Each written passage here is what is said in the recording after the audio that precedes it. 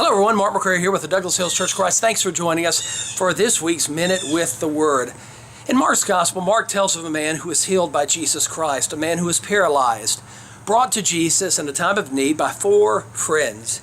Verse 5 tells us, when Jesus saw their faith, he said to the paralytic, "Son, your sins are forgiven you." The scribes who were there began to complain, saying, "Who can forgive sins but God?" Jesus, in verse 8, when he knew this, said, "Why do you reason about these things in your hearts? Which is easier, to say to the paralytic, 'Your sins are forgiven you,' or to say, 'Arise, take up your bed and walk'? But that you may know that the Son of Man has power on earth to forgive sin," he said to the paralytic, "I say to you, arise, take up your bed, and go to your house." And the man was healed. There are many wonderful things about this story. First and foremost, that Jesus forgave this man's sins. Second of all, that Jesus Christ healed this man. But a side, almost incidental, but still powerful lesson is the fact that this man was brought by 4 friends.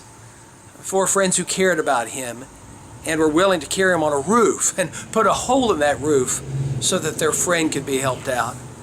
You know, God blesses us with wonderful people within our life.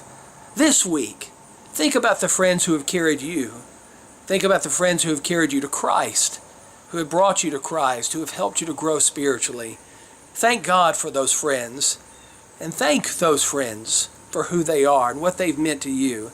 And this week, make a resolution to be such a friend to somebody else, to help bring them to Christ and be there for them in their hour of need. Thanks for listening to this week's Minute with the Word.